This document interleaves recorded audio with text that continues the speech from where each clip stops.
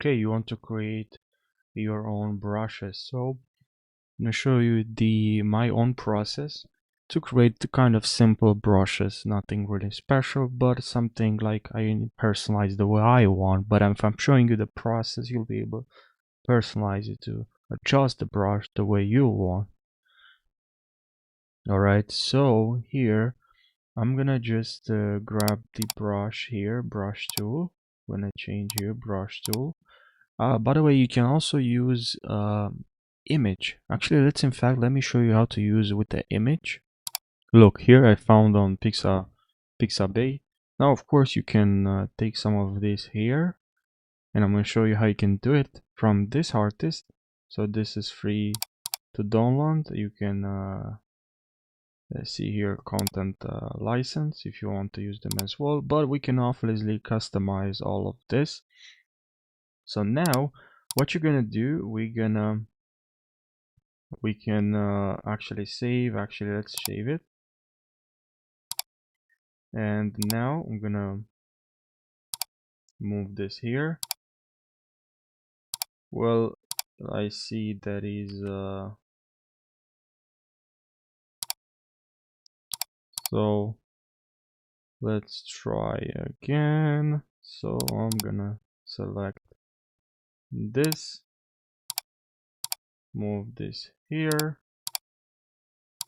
and now decide which one you like to use. I like one that has a lot of texture. And also make sure you watch the part 2 of this video, because I'm going to actually show you how you can create the brush but without using an image. But I think using an image can help you get a good foundation. So now I can actually select this, grab this one here, and just select which one I like to use. Now Command plus J to create a copy. And now I have this here, this brush that I would like to use. And now if we decided to use this one here, what we're gonna do, let's actually increase the size and then press shift command. So let's press shift command U and then command L, increase this the level inputs, and then we're gonna go here, rectangle, gonna select, and then I'm gonna go to edit, and here I have the option define brush preset, tutorial test. And now if I just hide this, select this, control D to select, I can click one time and I have this brush.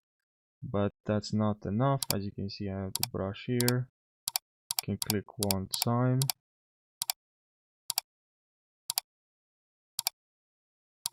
I can now increase the size, but what I would like here to do here is to go to brushes. So you can go to window and click on brush settings, then select your brush that we just created. Probably it's already selected, and here you can change this and just customize this. We can see the texture here, the fade. Maybe we can add, maybe you like to this kind of brush setting. So then pressure, off, brightness, scale, add invert. Here you can have different texture, and you can add a dual brush, color dynamic. So yeah, here is just a good idea actually to test to see if you like it, if you can add something to it, or just customize it even more. Now you can also test this settings. You can go back to brushes, and let's say you select a different brush from here. So you can understand exactly what it does. And here size jitter, as you can see how it's changing the structure. and I think that's a good for practice, for testing, because then you can go back to your own brush you just created. Then you can test to see if you want to add, to change something, you know. Or of course you can just test here without going somewhere else. Let's decrease a little bit, and here we can increase, decrease, angle. Where is it? Angle. So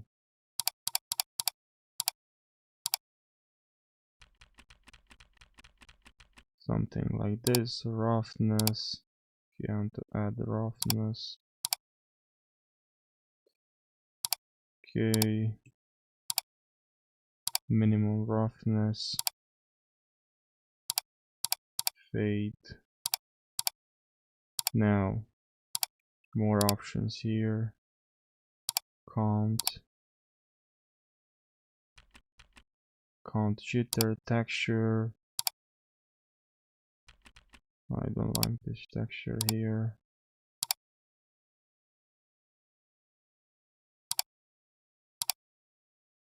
This is a nice effect for texture, smoothing, brush pose. Again, very helpful. Especially this is helpful if you actually have a graphic tablet, which I would recommend to buy a graphic tablet if you're planning to use Photoshop to paint, which I would assume that's why you're watching this video, so you can prepare yourself to start painting.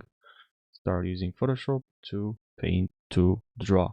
So of course 100% if you think to yourself that you can replace the graphic tablet, or not replace, sorry, but use a mouse instead of a graphic tablet, it's really not a good idea. I'm telling you, it's way better to buy a graphic tablet. You can buy a second-hand graphic tablet just to start.